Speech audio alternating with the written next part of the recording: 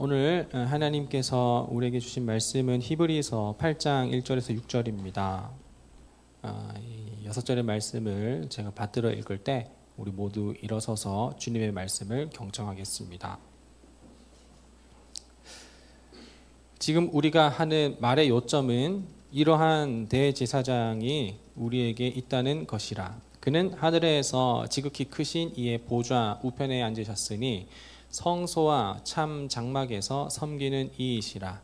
이 장막은 주께서 세우신 것이요 사람이 세운 것이 아니니라. 대제사장마다 예물과 제사 드림을 위하여 세운 자니 그러므로 그도 무엇인가 드릴 것이 있어야 할지니라. 예수께서 만일 땅에 계셨더라면 제사장이 되지 아니하셨을 것이니 이는 율법을 따라 예물을 드리는 제사장이 있음이라. 그들이 섬기는 것은 하늘에 있는 것의 모형과 그림자라. 모세가 장막을 지으려 할 때에 지시하심을 얻음과 같으니 이르시되 삼가 모든 것을 산에서 내게 보이던 본을 따라 지으라 하셨느니라. 그러나 이제 그는 더 아름다운 직분을 얻으셨으니 그는 더 좋은 약속으로 세우신 더 좋은 언약의 중보자시라. 이것은 하나님의 말씀입니다. 아멘. 예, 오늘 이제 마지막 성막에서 찾은 시리즈 11번째 시간으로 이제 마지막 대제사장에 대한 이야기 함께 보도록 하겠습니다. 우리 처음에 이제 1번부터 시작했었을 때부터 시작해서 10번째 지난 시간까지 이제 성막의 외부로부터 인해서 앞으로 쭉 들어가서 이제 언약궤까지 들어가는 것을 우리가 함께 나누게 됐었죠. 이제 그 모든 것에서 이제 직접적으로 하고 있는 그 역할이 이제 한 사람이 있는데 그 사람이 바로 이제 대제사장이었습니다. 물론 제사장들이 있고 대제사장이 있는데 그 이제 대제사장과 제사장은 그 모든 백성들이 가지고 나온 것을 가지고 그 역할을 감당하는 역할이었죠. 그 제사장의 역할로서 그 모든 제사가 드려지게 되고 그 이후에 모든 그 언약궤까지 하나님 임재 속죄소까지 나아가는 것이었죠. 그래서 사실 이스라엘 백성들은 그 성막의 뜰까지만 나아갈 수 있게 되었고 그 뜰까지 나아간 다음에 각을 뜨고 그 짐승의 각을 뜨고 이제 번제단에서 이게 제사를 드리고 이게 물도목을 지나는 것은 전부 다 사실은 제사장의 몫이었단 말입니다. 그리고 이 제사장의 몫이었고 그리고 나서 이 언약궤 그 지성소를 지나는 것은 사실은 대제사장만이 할 수 있는 일이었고 이 대제사장이 할 수 있는 것도 또한 1년에 한 번이 있는 대속죄일에 대해 딱 한 번만 들어갈 수 있었기 때문에 이 일은 전부 다 우리가 제사장을 빼놓고는 이야기를 하기가 어렵고 또한 이해하기가 어렵다라는 것입니다. 이 모든 것들을 이제 우리가 잘 알게 될 때 제사장의 오늘 마지막 직분에 대한 부분과 제사장의 역할과 그 존재에 대해서 우리가 잘 이해하게 될 때 우리 신앙생활에 대한 부분을 조금 더 명확하고 분명하게 할 수 있을 거라고 생각을 합니다. 여러분들 이제 우리가 종교를 가지게 되고 기독교를 가지게 되고 이제 종교 생활을 하잖아요.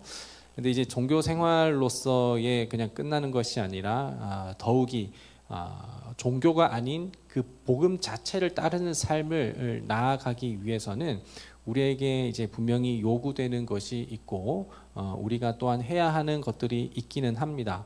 그런데 이 분명한 그 하나님의 구원하심과 그분께서 우리를 대속하셔서 속죄한 것을 그 개념을 잘 이해하지 못하게 됐을 때 우리의 신앙생활은 굉장히 왜곡되고 편협하게 될 수 있다라는 것입니다.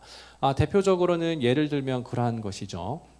내가 일주일에 주일날에 예배를 하지 않게 되었을 때 그러면 하나님께서는 내가 일요일에 예배하지 않았음을 보고 벌하신다라든지 혹은 내가 지금 코로나가 있기 전까지는 일요일에 한 번도 예배를 빼놓은 적이 없었기 때문에 그래서 나는 하나님께 충분히 축복받을 만한 자다라고 이렇게 생각을 한다라든지, 아니면 내가 어떤 수능이라든지 혹은 취업이라든지 굉장히 좀 중요한 그 순간과 사건들 앞에서 내가 하나님의 무언가를 드리지 않고, 그리고 내가 하나님께 어떤 것을 헌신하지 않게 되었으면, 그러면 그 모든 것들은 전부 다 어그러지고 망가뜨려지는 것만 같고, 혹은 내가 그 수능을 준비한다라든지 아니면 취업을 준비한다라든지 중요한 여러 가지 기로 앞에서 내가 하나님을 위해서 이만큼 했다면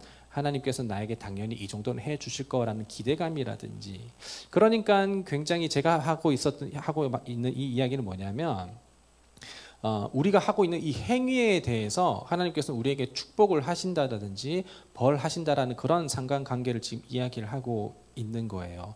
그런데 사실 그런 경우는 있긴 하죠. 내가 하나님께 헌금을 많이 하고, 그리고 주일 예배 빠지지 않고, 그리고 헌신을 많이 해서 뭐 잘 되게 한다라든지, 그럼 내가 언젠가 딱 멈추게 됐을 때 하던 일이 망하게 된다라든지, 그런 일은 분명히 사건이 있기는 있습니다. 하지만 그 일이 우리 기독교인들에게만 놓고만 봐도 사실은 그것이 일관성은 없어요.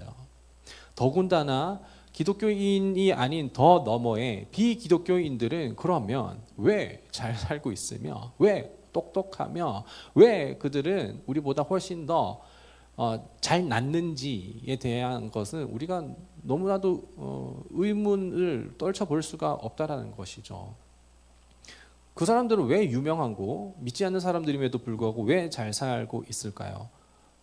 사실 여기에 대해서는 우리가 신앙적으로 해답을 찾을 수 있는 것은 없습니다. 왜냐하면 사실 이 땅에서 잘 살고 있는 것, 그리고 내가 무언가를 더 잘 해내는 것, 그리고 내가 무언가를 이루어내는 것은 우리의 그냥 노력에 따라 달려있기 때문에 그런 거예요. 그래서 예를 들면 이런 걸까요?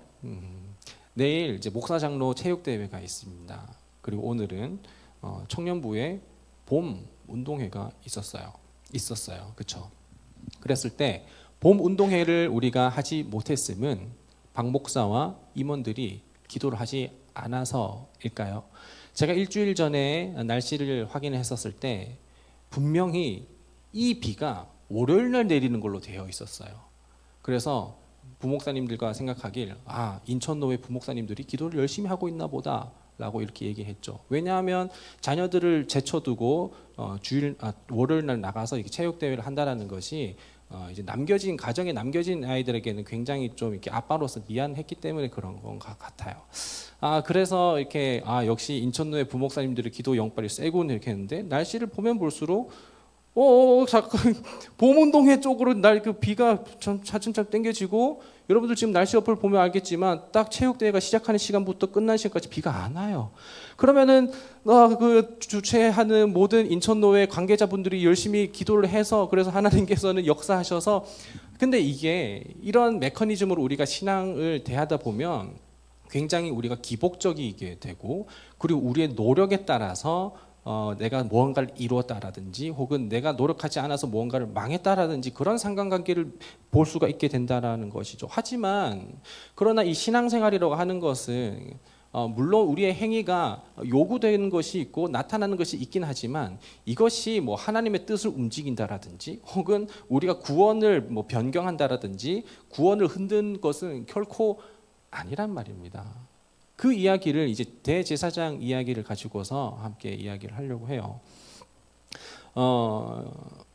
이제 대제사장에 대해서 우리가 오늘 처음으로 11주 중에 출애굽기 본문을 벗어나서 이제 히브리서로 왔죠. 지난번에 처음에 시작할 때 성막에 대해서 이야기할 때 히브리서 기자가 굉장히 성막에 대해서 이해도가 높고, 그래서 히브리서의 구절을 자주 종종 볼 거라고 이야기를 했었는데, 출애굽기에 대해서 이제 제사장에 대한 직무를 이렇게 찾기보단 오늘은 그냥 여기에 대해서 히브리서의 본문을 가지고서 말씀을 나누는 게 더 좋겠다라고 생각을 들었습니다.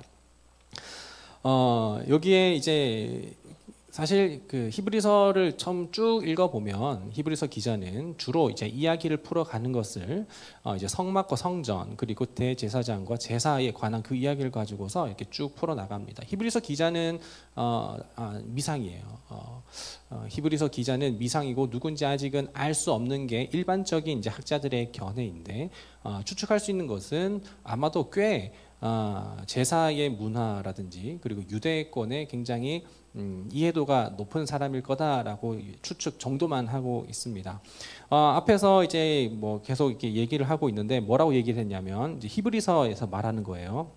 대제사장이 우리 가운데 있고 그 대제사장이 우리를 위해 중보하고 있다라는 그 이야기를 하고 있는데 오늘 8장 1절부터 6절을 이렇게 쭉 한번 보게 될 건데요. 1절을 보면 이렇게 시작합니다. 지금 우리가 하는 말의 요점은이라고 합니다.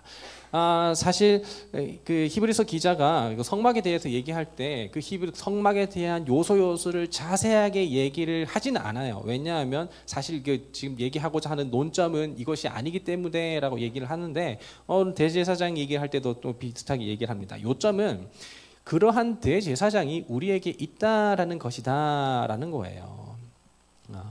그리고 이 대제사장은 지금 현재 하늘의 하나님의 보좌 우편에 앉았으니라고 얘기를 하고 있습니다.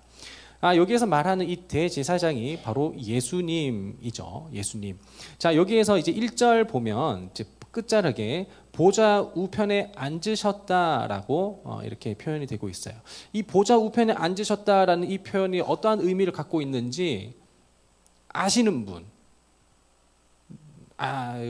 모르시는 분, 애매하게 아시는 분, 예. 그러면 설명을 드릴게요. 하나님의 보좌 우편에 앉으셨다라는 거 들어는 본 것 같죠? 작년에 사도신경 시리즈 할 때 하나님의 보좌 우편에 앉은 예수님을 믿습니다라는 고백을 우리가 보게 됐었잖아요. 그럼 그 원고를 다시 한번 찾아서는 아니고 하나님의 보좌 우편에 앉으셨다는 건 뭐냐면 사도신경의 모든 고백 중에서 유일하게 예수 그리스도의 현재 상태를 나타내는 게 바로 보좌 우편에 앉으신 예수 그리스도입니다. 그러니까 예수님께서는 지금 현재 상태, 과거는 뭐냐면 동정녀 마리아에게 나시고 빌라도에게 고난을 받아 십자가에 못 박혀 죽으시고 장사진 지 사흘 만에 죽은 자 가운데 다시 살아나셨다가 하늘에 오르셔서 이렇게 한다면 보좌 우편에 앉으셨다. 이 보좌 우편에 앉으셨다는 게 예수님이 현재 상태인데 그 예수님이 지금 그렇게 하고 계시다라는 건데, 근데 이 보좌 우편이라고 했을 때 오른쪽이라고 하면 플레이스의 느낌에 그냥 오른쪽 예수님 하나님의 오른쪽에 탁 앉은 게 아니라 그 상징적인 의미, 그 오른팔이라는 의미를 얘기를 했었어요. 그 오른쪽에 있다라는 것이고, 앉으셨다라는 이 이야기는 뭐라고 했었냐면 앉으셨다라는 것은 모든 사역이 다 끝났다라는 걸 얘기를 하는 거예요. 그 제사장이 이제 서 있는 것은 계속해서 사역과 직무를 하는 것이라고 했지만, 그러나 그 제사장이 그 자리에 이제 앉는다는 것은 그 표현이 상징적인 의미가 뭐냐면 모든 사역과 그리고 성전에서 해야 하는 일들을 마쳤다라는 것을 이야기하고 있습니다. 그러니까 예수님께서 보좌 우편에 앉으셨다라는 것은 하나님의 최측근에서 거기에서 가장 강력한 권능과 힘을 가지고서 모든 사역을 마친 채 있다라는 것입니다. 그러니까 예수님께서 우리 가운데 하시는 그 모든 그 구원의 사역을 전부 다 마쳤다라는 것을 이야기하고 있는 것이 우리 신앙인 고백이라고 했고, 그 신앙 고백의 믿음이 바로 히브리서 8장 1절 끝자락에 나와 있는 표현이다 말입니다. 그러니까 우리는 예수님께서 이미 모두 다 이루어 놓으신 그 구원이 더 나에게 임하게 해주세요라고 해서 이야기하기보단 이미 이루신 구원을 우리가 깨닫는 것이 중요한 것이에요. 그래서 제가 어떤 또 사석에서 또 얘기를 했었는데, 여러분 우리가 구원을 받았느냐라는 표현보단 이런 의미로서는 구원을 깨달았느냐라는 표현이 더 명확한 것 같아요. 자, 구원을 받았느냐라고 했었을 때 이 구원받음은 사실 우리 모두에게 받아진 것입니다. 하나님께서는 예수 그리스도를 통하여서 십자가에서 구원의 사역을 모두 다 이루셨어요. 그렇기 때문에 이 구원에 대하여서는 그 어느 누구도 흐트릴 수도 없고 흔들 수도 없고 빼앗을 수도 없는, 그리고 더할 수도 없는, 그냥 그 자체로 모두 다 완성된 구원이란 말입니다. 거기에 대해서 우리는 그 구원을 깨닫는 사람과 구원받았지만 깨닫지 못한 사람이 있죠.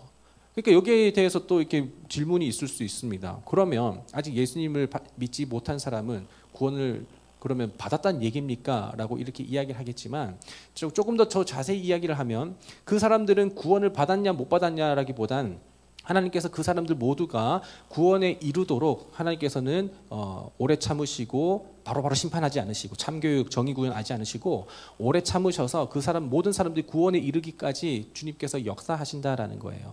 그래서 지금 죽으면 바로 그러면 지옥에 가냐 천국에 가냐라는 그 부분에 대해서는 우리가 이야기할 수 없지만, 예수께서 심판주가 되어서 다시 이 땅 가운데 구름 타고 나팔 불러 오실 때에 모든 잠자던 성도들이 다 일어나 주 앞에서 그때에 전부 다 심판을 받는다라는 겁니다. 이순신 장군님도 그렇고 세종대왕님도 그래요. 전부 다 아직까지도 하나님께서는 그 모든 그 심판을 다 유예하고 계시다가 다시 예수님께서 재림하셔서 그 종말의 때에 다시 거기에서 알곡과 가라지를 나눈다라는 거예요. 그 예수님께서 그 모든 것을 다 이루신다라는 것을 우리가 기억을 하고 구원을 더 얻으려고 막 노력을 한다라든지, 이미 얻은 구원에 대해서 우리가 그냥 이미 나 구원 받았어라고 해서 그냥 막무가내로 살든지가 아니라는 것입니다. 우리는 끝까지 우리 그리스도인으로서의 태도와 모습을 나타내며 살아가야 하는데, 그것이 이제 바로 1절에 있는 것이고, 예수님께서 이제 앉으셨다라는 것은, 보좌에 앉으셨다라는 것은 사역을 마쳤다라는 것을 이야기하고 있죠. 자, 2절에 성소와 참 장막에서 섬기시는 이가 바로 예수님인 것을 우리는 생각을 하면 됩니다. 여기 3절과 그리고 4절에 이야기를 3절과 4절을 한번 읽어보고 또 이야기를 이어가려고 하는데요. 3절과 4절 함께 한번 한 목소리 읽어보겠습니다. 시작. 대제사장마다 예물과 제사 드림을 위하여 세운 자니 그러므로 그도 무엇인가 드릴 것이 있어야 할지니라. 예수께서 만일 땅에 계셨더라면 제사장이 되지 아니하셨을 것이니 이는 율법을 따라 예물을 드리는 제사장이 있음이라. 자, 여기에서 예수님의 제사장됨에 대해서 이야기를 하고 있는데, 이 예수님의 제사장됨이 과연 어떠한 성경의 그 구절을 근거하고 있느냐를 우리가 먼저 생각을 해보면 될 것 같아요. 예수님께서 먼저 하나님께서 성막을 지으시고 그 성막에서 일할 사람들을 세우셨는데, 그 사람들은 바로 누구냐 하면 레위 지파입니다. 레위 지파는 땅 분배를 받지는 못했어요. 유업을 그러나 모든 지파들에게서 그 이제 소산의 일부를 받아서 그걸로 의지해서 살았죠. 그 레위 지파들은 그렇게 살았는데, 그 레위 지파에서만 제사장이 나올 수 있게 됩니다. 그런데 예수님은 무슨 지파에서 나셨죠? 다윗의 지파인데, 다윗은 무슨 지파죠? 유다 지파예요. 동편에 유다 지파가 이제 성막 동편에 유다 지파가 이제 진영에서 펼치고 있다라고 했고, 그 동편의 유다 지파부터 동편에서 해가 뜨는 것처럼 유다 지파에서 예수 그리스도가 온다라는 것을 울타리 얘기하면서 얘기했습니다.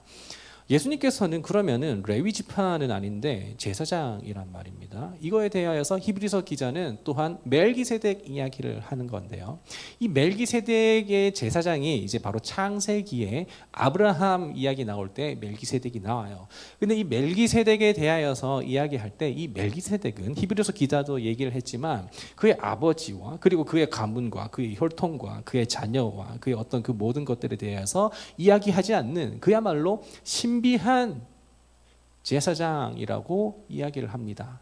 그래서 이 히브리서 기자가 말하기를 예수님은 레위 지파에 있는 그 제사장이 아니라 바로 멜기세덱의 반차를 따른다. 아론의 혈통, 아론의 계통, 아론의 반차를 따르는 것이 아니라 멜기세덱의 반차, 멜기세덱의 계통을 따르는 것이 바로 예수 그리스도다. 그 레위 지파의 제사장이 아닌 멜기세덱으로부터 오는 그 제사장. 그래서 이 멜기세덱은 창세기에서 나타나는 예수 그리스도의 예표가 바로 멜기세덱이라는 것입니다. 그래서 이 14절에 말하는 게 예수께서 땅에 계셨더라면 이라는 말이 뭐냐면 이 땅에 속한 그 율법에 따르는 그 지파에 대해서 이야기를 하는 거예요. 그러니까 예수님께서 레위 지파에 속한 그런 계통의 땅에 속한 제사장이 아니라 그야말로 신비의 제사장인 멜기세덱의 반차를 따르는 제사장이 바로 예수님이다라는 것을 이야기하고 있는 것이죠. 그 예수님께서 제사장의 직분을 바로 감당하고 계시다라는 걸 얘기를 합니다. 그래서 이 제사장 예수님께서는 유다 지파이지만 그럼에도 불구하고 제사장이셨고 그 제사장으로서의 역할을 하고 있는데 여러분들 우리가 제사장의 그러면 직분과 역할에 대하여서 우리가 알아야 할 텐데 아까도 서두에서 미리 말씀을 드렸었지만 제사장은 그 자기 죄를 속죄하기 위하여서 어린 양 혹은 흠없는 양을 가지고 온 사람들에게 그 제사를 받아서 각을 뜨고 제사 향기로운 예물을 향기를 올리며 드림으로써 속죄하는 그 역할의 중간자 역할을 했었죠.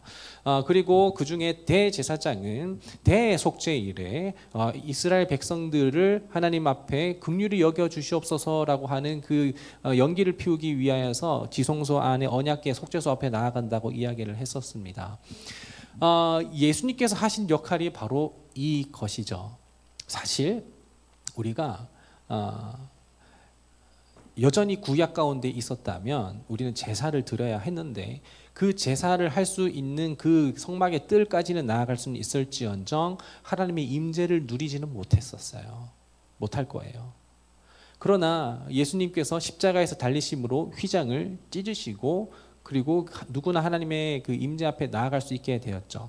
예수님께서는 자기 자신이 제물이 되시고 또한 자기 자신이 대제사장이 되셔서 그 모든 두 가지를 전부 다 만족하여서 우리 가운데에 대제사장의 직분을 감당하신다라는 것입니다. 그래서 예수님께서 대제사장으로서 우리 모두를 위하여서 중보하신다라는 거예요. 우리 모두를 위하여서 하나님께서는 우리를 위해 기도하고 계신다라는 거예요. 어디서? 보좌 우편에서요. 보좌 우편에서 우리를 위하여서 기도하고 계신다라는 거예요. 그것이 왜 우리 가운데 어떤 의미가 있는 것일까요? 왜 그것이 그냥 일반 제사장이면 안 되고 예수 그리스도여야만 하냐라는 것입니다. 이거에 대해서는 예수님의 그 인성과 신성에 대한 부분에 대해서 이야기할 수가 있겠는데 이건 역시 우리가 과거에 이야기했습니다. 베레데우스 베레 호모라고 해서 참 하나님이시며 참 인간이신 예수님. 예수님께서는 반인 반신도 아니었고 그냥 가현설 그냥 현상으로만 실제로는 그 영의 몸이신데 영의 그냥 존재이신데 환상으로 나타난 가현설로 나타난 것도 아니라는 거예요. 예수님께서는 그야말로 참 하나님이시면서 참 인간으로 우리 가운데 오셨다는데 이것이 우리 가운데 의미하는 그 만족하는 것이 있어요. 그것이 뭐냐면 예수님이 참 하나님이셔야만 한 이유 그리고 예수님이 참 인간이셔야만 한 이유 이것은 바로 우리의 중보자가 되기 위해서라는 것입니다. 이거에 대해서도 여러분들 말을 했어요. 사도신경 시리즈 할 때. 왜 이거에 대해서 다시 한번 얘기를 할게요. 왜 예수님께서는 참 하나님이셔야 했느냐라고 했을 때 여기 이제 A라는 사람이 있고 그리고 여기에 B라는 사람이 있습니다. 이 A라는 사람과 그리고 이 B라는 사람이 싸웠는데 근데 이 A라는 사람의 배우자가 와서 이 두 사이를 중재할 수가 있을까요? 없을까요? 굉장히 객관적이지 않을 것이죠. 굉장히 심판을 이렇게 한다고 했었을 때 이 중간자는 이 사람만 친하고 이 사람과는 전혀 관계가 없는 사람이면 안 됩니다. 이 사람과도 관련이 있어야 되고 이 사람도 관련이 있어야 하는 것이에요. 한편 또 이 사람의 그 이제 가장 측근이 이 심판을 이렇게 볼 수는 없습니다. 그 굉장히 불공정하고 그리고 이 사람에 대해서는 받아들여지지가 않게 되는 것이죠. 자, 예수님께서 참 하나님이셔야만 한 이유는 뭐냐면 예수님께서는 참 하나님이실 때 참 인간이 되셔서 그래서 하나님 대 하나님으로 그러니까 삼위일체로서 하나님 앞에 우리를 중보하기 위하여서 우리를 대변하기 위해 그분은 하나님 앞에 참 하나님이시라는 거예요. 참 하나님이 아니시라면 그 누구도 하나님은 그 이야기를 듣지 않습니다. 오직 예수님의 말씀만 듣는 거예요. 이런 개념으로 이런 설명을 드립니다. 또 한편 예수님께서 참 인간이셔야만 했었던 이유는 뭐냐면 왜냐하면은 이것이 우리 가운데 이제 보증이 된다라는 거예요. 하나님 앞에 예수님이 하나님이시면서 보증이 되고 또한 대변하신다는 것. 예수님께서는 우리 가운데 보증과 대변의 역할을 다 하시기 위하여서 그래서 참 인간과 그리고 참 하나님의 속성을 전부 다 만족하야만이 우리 가운데 중보자 역할을 감당할 수가 있는데 그런데 만약에 예수님께서 오시지 않았다면 여전히 그냥 대속죄일에 대제사장이 하루에 1년에 한 번 하는 그것을 여전히 지금 계속하고 있었을 것입니다. 하지만 예수님께서는 그 모든 것들을 전부 다 완성하셨기 때문에 구원을 하고 이제 앉아 계시기 때문에 그것은 더 이상 이제 제사장의 역할과 성전과 제사가 더 이상 이제 필요가 없게 된 것이었죠. 그래서 예수님께서 하시는 그 모든 사역을 우리가 이해를 해야 할 때 우리는 그분 앞에 예수님을 의지하여서 하나님을 바라보게 되고 경험하게 되고 예수님을 의지하여서 하나님의 임재 가운데 나아갈 수 있는 것이지 예수님의 사역을 잘 알지 못하면 우리는 두려움 가운데 봉사하고 우리는 혼나지 않으려고 예배 참석하고 우리는 복 받으려고 헌금하게 됩니다. 그러니까 행위가 앞서게 된다는 거예요. 이미 예수님께서는 다 이루어 놓으셨고 더 이상 우리에게 빼거나 더할 구원이 없는 그야말로 완벽한 구원을 이루어 놓으셨는데 예수님이라는 그 모든 사역을 중보자로서 하신 그 우리 중재자 화목해 하시는 그 사역을 다 빼놓고 이해를 한다면 우리는 여전히 두려움 가운데 빼앗기지 않으려고 아둥바둥 악착같이 신앙생활을 한다라는 것입니다. 설렁설렁 하라는 얘기가 아닙니다. 우리는 두려움 가운데 신앙생활을 하지 않아도 된다라는 것입니다. 그래서 그 모든 역할을 중재자로서, 중보자로서, 대변자로서, 보증인으로서 하신 것이 대제사장인 예수님이다라는 것입니다. 당시에 대제사장이 입었었던 그 복장이 있습니다. 제사장이 입었었던 복장은 이제 베옷이라서 그냥 하얗거든요. 하얀데 이제 대제사장은 여기에 이제 모자도 쓰고 그리고 이제 에봇이라고 하는데 에봇을 입었는데 그 에봇에는 이제 12개의 보석이 박혀 있고 우림과 둠밈이 있습니다. 이 우림과 둠밈 이것은 뭐냐면 여기 이제 하나님께서 말씀이 있는 그것을 이제 의미를 하는데 마치 이 우림과 둠밈이 여기 있는데 그리고 이 우림과 둠밈에서 하나님께서 말씀하셔서 다윗이 우림과 둠밈을 찾으려고 많이 또 했었던 것을 우리가 사무엘서를 보면서 이렇게 알 수가 있어요. 이것이 이제 제사장의 복장이 또한 성막의 형태와 굉장히 유사하게 됩니다. 제사장이 이제 먼저 베옷을 입었을 때 그 흰색 베옷을 입고 그 다음에 이제 에봇을 입는데 이 에봇과 그 사이에 그 이제 두 판이 있는 우림과 둠밈은 마치 하나님의 언약 말씀인 두 돌판 법판과 같고 그리고 그 이제 지성소에서 있는 것 그리고 나머지 성소 그리고 회막 가운데 있는 것을 이야기를 합니다. 이 모든 것이 바로 예수 그리스도라는 것을 우리가 이해를 한다면 결코 예수님은 갑작스럽게 오신 분도 아니고 예고 없이 찾아오신 분도 아니고 그냥 계명 없이 오신 분도 아니고 우리 가운데 너무나도 오래전부터 예표된 선명하게 나타나신 분이 바로 예수님이다라는 것을 우리가 기억하고 알 수 있게 된다라는 것입니다. 도피성에 대한 이야기를 이어서 하려고 하는데 여러분들 하나님께서 이제 여러 가지 율법과 그리고 이제 법을 이제 제정하시면서 이스라엘 가운데 만들라고 하셨던 그 6곳이 있는데 도피성이 6곳이 있습니다. 이 도피성은 어떠한 곳이냐면 부지 중에 부지 중에 사람을 이제 죽이게 됐을 때 그 사람 그 죽은 사람의 가까운 사람에게 원한을 사게 되잖아요. 그 사람에게 원한을 산 사람에게 바로 보복을 당하지 않게 하기 위해서 피하게 하기 위해서 만들어 놓은 것이 도피성이에요. 도피성에 대한 이야기 들어봤죠. 그래서 부지중입니다. 의도적으로 살인하는 것이 아니라 내가 이렇게 하다가 하지 말라고 하면서 탁 했는데 이렇게 이 사람이 다 죽었다든지 약간 그런 느낌의 부지중에 나도 모르게 했었던 그런 걸로 인해서 이렇게 죽은 사람의 원한을 피하기 위해서 가는 것이 도피성입니다. 근데 그 도피성 제가 만약에 부지중에 살인을 저질렀다고 해봅시다. 그리고 나서 도피성에 딱 들어가게 됐어요. 그렇게 됐을 때 그 도피성에서 언제 나오게 될까요? 그 사람이 죽었을 때? 아니면 그 사람이 날 용서했을 때? 우리가 오늘 이걸 좀 성경을 찾아보면서 예수님의 그 속성에 대해서 다시 한번 보려고 하는데 민수기 35장을 좀 펼쳐보면 좋겠습니다. 민수기 35장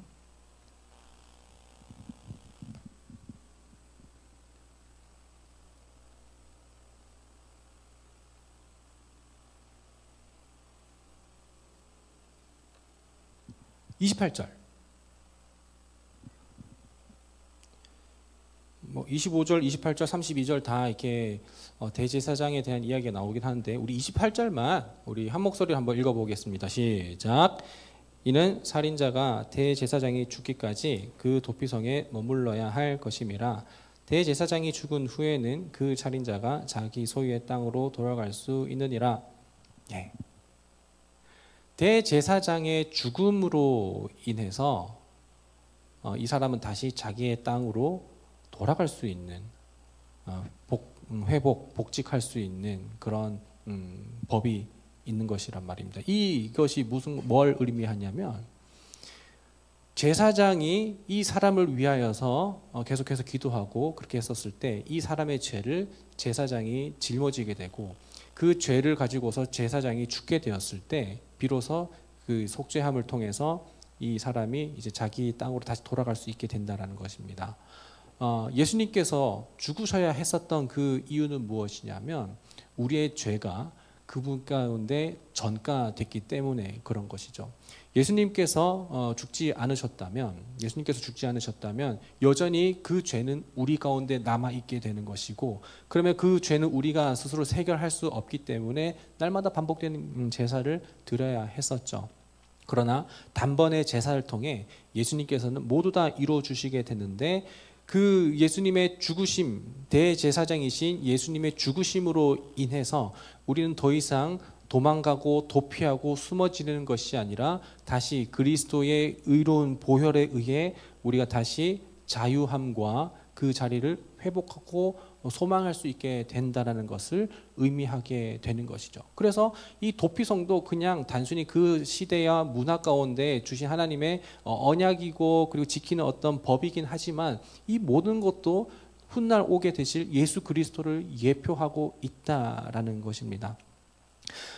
이렇게 해서 제사장의 모습과 그리고 보좌의 우편에 앉아 계심 그리고 멜기세덱과 도피성에 대한 이야기를 이렇게 하게 되었는데 이제 마지막입니다. 마지막이에요. 6절입니다.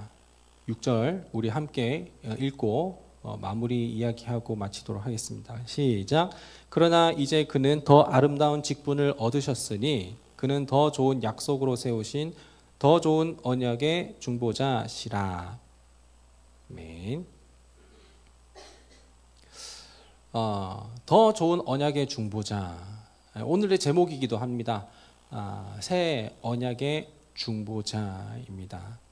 그러면 새 언약과 더 좋은 언약이라고 한다면 이건 이제 비교급이기 때문에 그렇다면 덜 좋은이거나 혹은 옛 언약이 반드시 있어야 새 언약이 있고 그냥 언약이 있어야 더 좋은 언약이 있는 것이겠죠. 그러면은 옛 언약 그리고 그냥 언약은 무엇일까요? 바로 지성소에 있었던 법궤, 하나님께서 모세에게 주셨던 율법입니다. 그 율법에 대한 이야기 우리가 지난주에 했었어요. 그렇죠? 십계명 1계명부터 4계명까지는 하나님을 사랑하는 것이고, 그리고 5계명부터 10계명까지는 이웃을 사랑하는 거라고 했습니다. 그것이 이제 옛 언약이고, 예수님께서 이제 다시 이렇게 말씀하시길 새 계명을 너희에게 주노니 서로 사랑하라라고 말씀하셨습니다. 그것이 바로 이제 그리스도인들 가운데 나타나는 새 언약인데, 그 새 언약은 바로 우리가 우리 몸을 사랑하는 것 같이 이웃을 사랑하는 것이 우리 가운데 새 언약이라는 것입니다. 그런데 이 새 언약이 바로 예수 그리스도의 중보자로서 나타난다라는 것을 이야기하고 있는 것이죠. 여기에서도 우리가 삼위일체에 대한 이야기를 빼놓을 수가 없는데, 이 성령의 불에 대한 이야기를 마지막으로 하려고, 자꾸 마지막이래. 성령에 대한 불 이야기입니다. 이 불이라고 했었을 때 이 성막에서 다른 불을 피웠었던 나답과 아비후는 죽게 되었었습니다. 성전에서. 그러나 이 불은 하나님께서 주신 불로서만이 분향할 수 있고 번제를 할 수 있게 된 것이죠. 그 불이 있어야만이 어쩌면, 그리고 그 등불, 그 등잔대에 그 불이 꺼지지 않아야만이 그 성막과 성전의 역할을 유지되는 것을 기억을 할 때 이 불은 뭔가 의미가 있는 것 같단 말입니다. 이 불이 이제 어디로 가게 되냐면은 바로 오순절에 마가의 다락방에 가게 됩니다. 거기에서 이 제자들이 예수님을 증거하고 참 그리스도인의 삶으로 살아가는 것, 이것은 성령이 불을 받았을 때 가능한 거예요. 제자들이 예수님의 부활하심을 보고 믿게 되었을 때 그 믿음의 충만함은 있었어요. 제자들이 예수님의 부활하심을 보기 전까지는 그냥 느낌적으로, 추상적으로, 맹목적으로 따르기는 했었지만 바보 같은 모습도 많이 보인단 말입니다. 그런데 그들이 바보 같은 모습을 더 이상 보이지 않고 이제 정말 의젓한 제자의 모습을 나타내는 게 바로 부활을 목격했었을 때예요.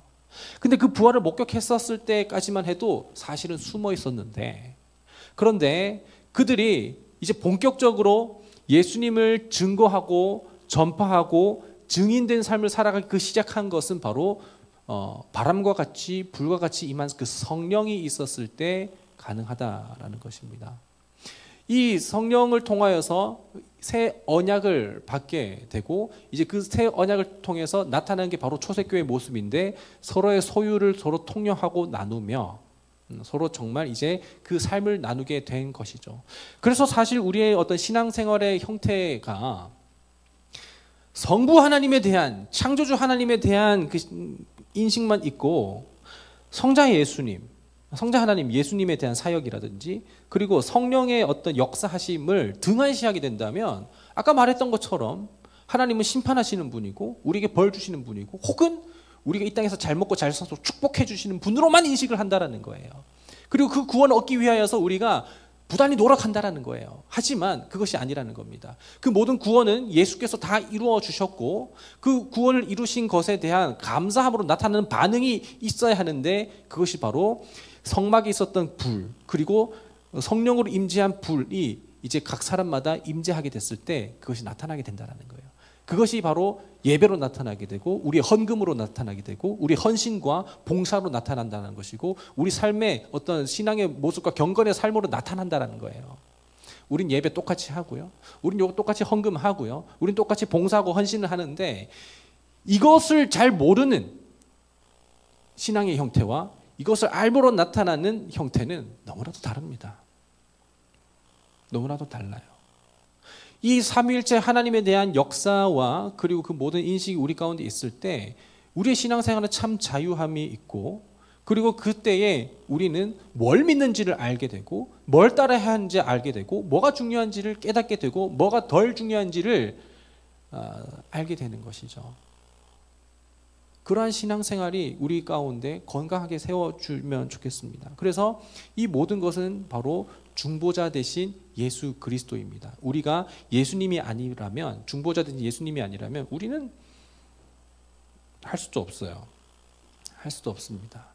이 중보는 바로 또 누군가가 얘기했었는데, 누가 얘기했는지는 기억이 안 나지만, 우리의 학업과 나 사이에서도 중보자가 되어 주셔야 되고, 내가 만나고 있는 이성과도 중보자가 되어 주셔야 하고, 내가 예배하고 있는 예배와도 중보자가 되어 주셔야 하고, 그리고 내가 앞으로 살아가는 그 모든 삶 가운데 하는 그 모든 일 가운데에서 예수님이 중보자가 되어 주실 때, 그것이 바로 새 계명을 주노니 서로 사랑하라라는 그 삶을 우리가 이 땅 가운데서 살아갈 수 있게 된다는 것입니다.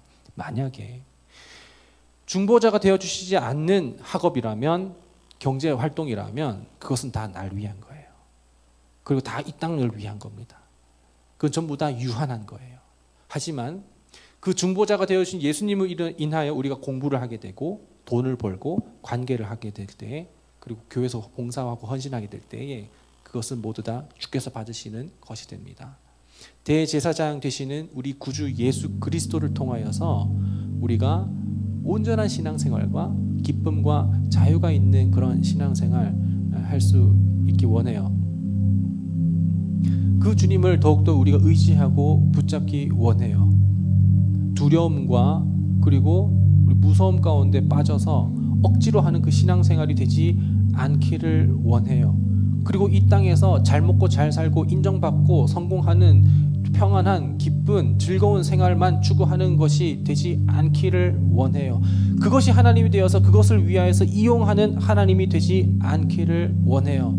그저 우리가 살아가는 그 삶 가운데에서 내가 노력하는 만큼 돈 벌고 내가 노력하지 않는 만큼 공부하지 성적이 안 나올 수는 있지만, 그러나 우리가 늘 노력을 할 수 있는 것은 이미 이루신 그 구원을 기억할 때 우리는 오늘도 최선을 다해 살아갈 수가 있게 됩니다. 오늘 결단 찬양을 할 건데 제목은 나의 가는 길이라는 것입니다. 제가 가사를 먼저 읽어드릴게요. 나의 가는 길 주님 인도하시네. 그는 보이지 않아도 날 위해 일하시네. 주 나의 인도자 항상 함께 하시네. 사랑과 힘 베푸시며 인도하시네. 예.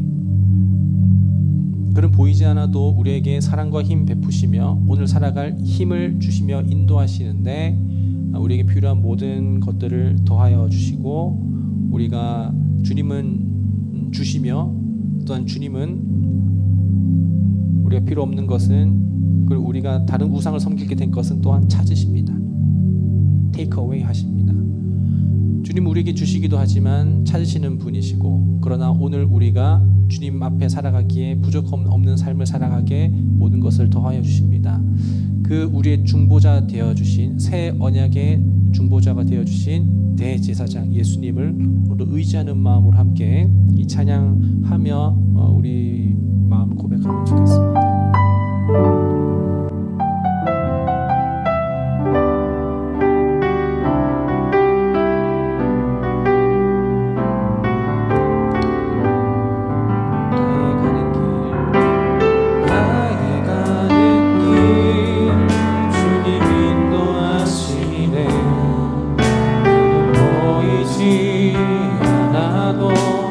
날 위해 일하시네.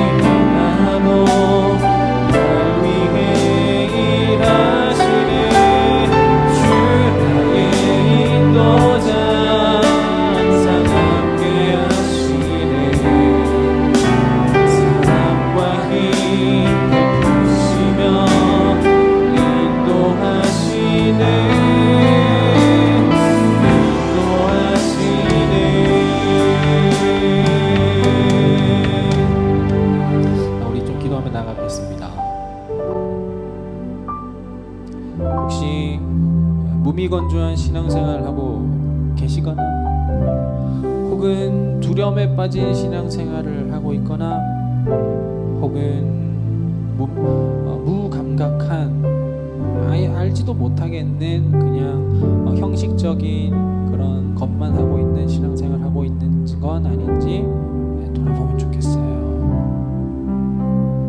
그러나 하나님께서는 우리가 뭐가 필요하는지를 다 아셔서 우리에게 필요한 것을 주시고, 그리고 또한 우리에게 뭐가 해로워서 다시 가져가시는지도 우리는 알지 못하지만 하나님은 다 아십니다.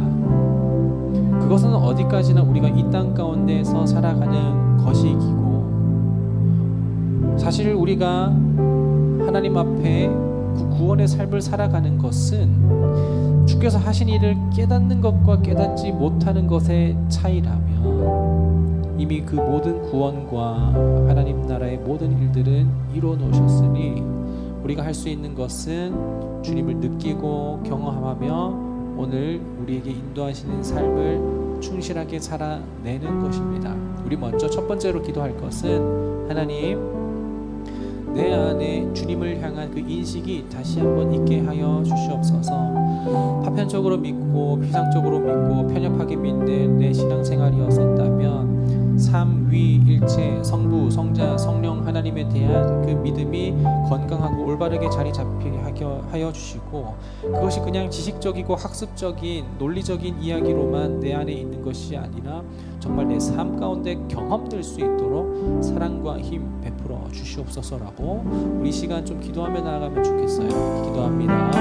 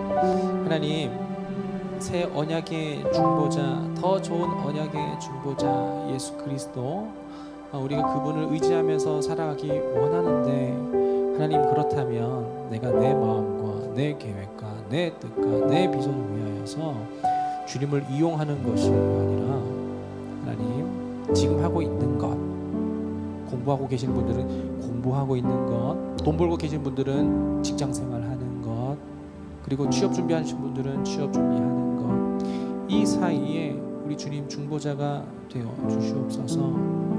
우리가 그냥 그것을 소유하게 된다면 그것이 내 우상이 되고 그것이 내 하나님이 되어버리지만, 하나님 주님께서 이루신 그 구원에 우리가 감사하는 마음으로 무엇을 하든지 우리가 대제사장 되신 예수님을 의지하며 감당하기 원하오니, 내가 하는 공부와 내가 하는 취업 준비와 내가 하는 경제활동과 내가 하는 그 모든 연애와 결혼까지 주님께서 중보자가 되어주셔서 그 모든 일들이 사랑으로 나타나게 하여 주시옵소서.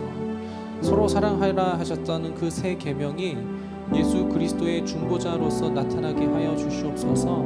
사랑과 힘 베풀어 주시옵소서. 인도하여 주시옵소서.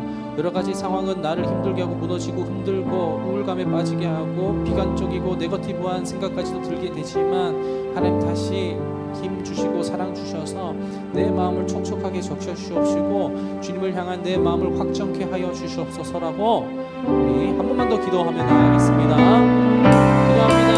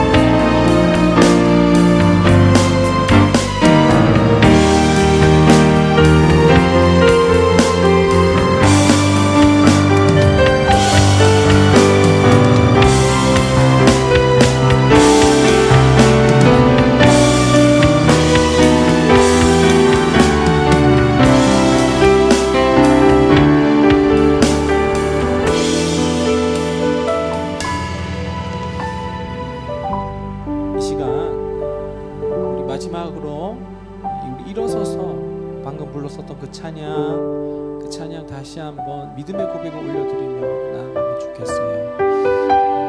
혹시 기도가 나오시는 분들은 계속 기도해도 상관없지만 한 목소리로 고백하면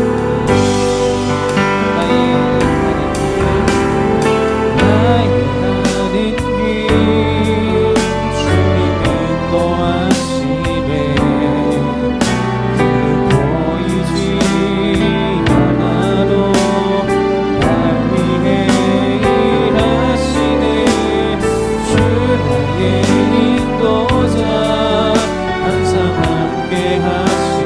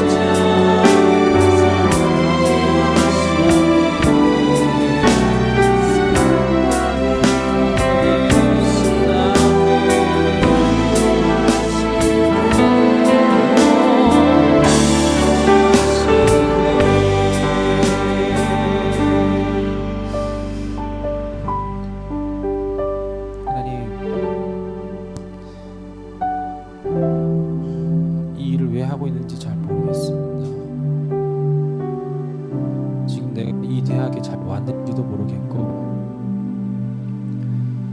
내가 이 학과에 진학한 게 잘했는지도 모르겠고 내가 이 남자 만나고 있는 게 이 여자 만나고 있는 게 잘하고 있는 건지 잘 모르겠고 그리고 내가 그 회사를 대상으로 취업을 준비하고 있는데 잘하고 있는지 모르겠습니다.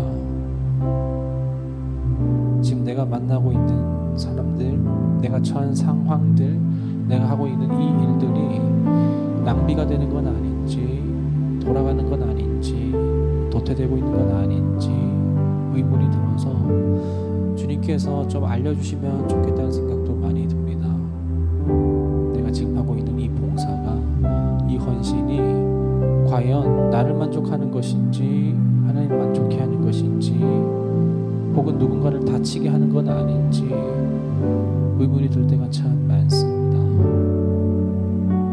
그러나 하나님 우리가 한 가지 까먹고 혹은 잊고 있었던 게 있다면 새 언약의 중보자이신 대제사장 되신 예수 그리스도 우리가 그분만을 의지하며 내가 하고 있는 그것을 다시 새로 고침하게 하여 주시옵소서.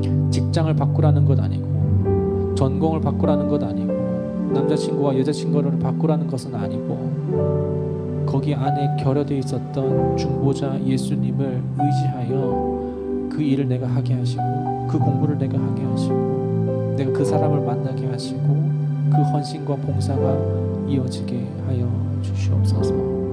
그리하여서 나의 가는 길 주가 다 인도하시나니 우리는 갈 바를 알지 못하지만 지금 처해 있는 그 상황을 잘 감당해낼 수 있도록 사랑과 힘 더욱 베풀어 주시옵소서.